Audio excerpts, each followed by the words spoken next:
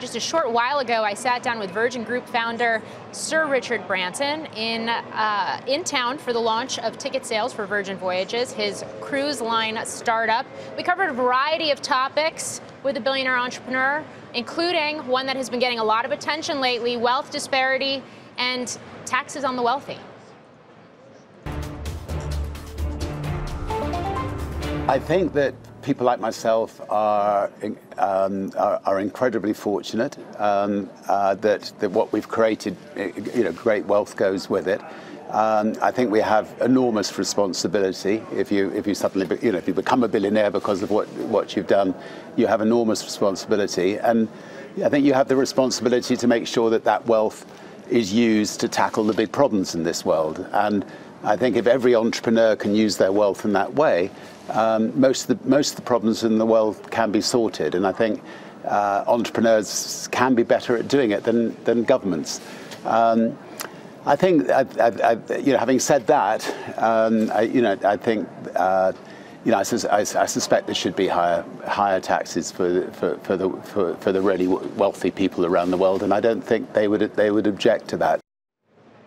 So weighing into that discussion right there. Now, guys, I also asked him about share buybacks, which are coming under pressure here in the U.S., with a number of lawmakers suggesting either the limitation of buybacks or even potentially, like Senator Rubio, taxing buybacks like dividends, given the fact that when you look at wealth disparity, something that's helped fuel that is monetary and arguably fiscal policy. On that, what he had to say was that Virgin Group has been private for 50 years, and at a time like this, given a conversation like this, he's happy that it's private. The way he set up that taxes, the way he framed taxes is interesting to me. He almost seemed to imply that taxes are punishment for billionaires not spending their money to tackle big problems. Because he said the private sector can tackle these big problems better than government can.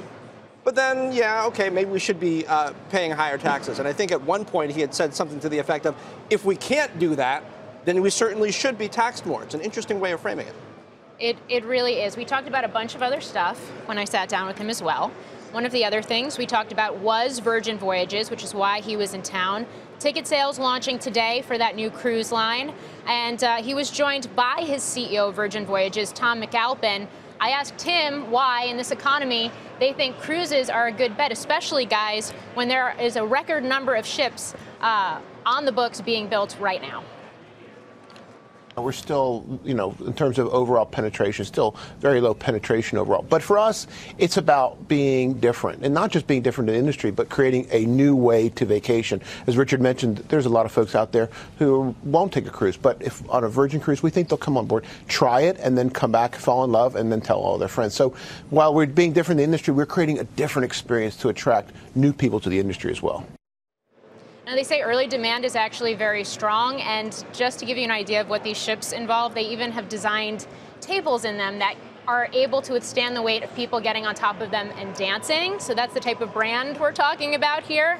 But of course, Virgin Group is also a big player in the space race. It is a passion of Sir Richard. So here's what he had to say about the competition within the private sector right now, and also the opportunities to work with government. There's a lot of opportunities. I had lunch with the head of the Air Force in America, in Washington, 2 weeks ago.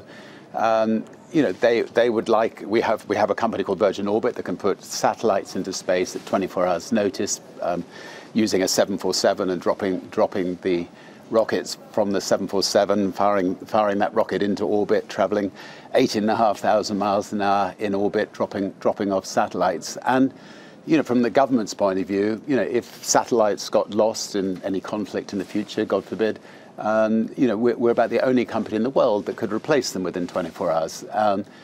So they won't have to wait 6 months for a land-based rocket to take off. So there are lots of things like that I think we can do in working with governments. A 24-hour turnaround, that's pretty incredible when you're talking about launching something into space. Guys, I'll also just note, in terms of Virgin Galactic, which is the company that is expected to start taking paying passengers to the edge of space, Sir Richard has set a date for himself to make his maiden flight. He is aiming for July, which would coincide with the 50-year anniversary of the Apollo moon landing. So that's what he is hoping. Are they going for. to be first? Where are we on all this between Blue Origin, I guess, and these guys? There is a lot of hair splitting in terms of where the edge of space technically starts. Depending on the definition you use, they are going to be first. They've already been first in terms of a commercial company and a commercially made vehicle bringing humans to space or the edge of space.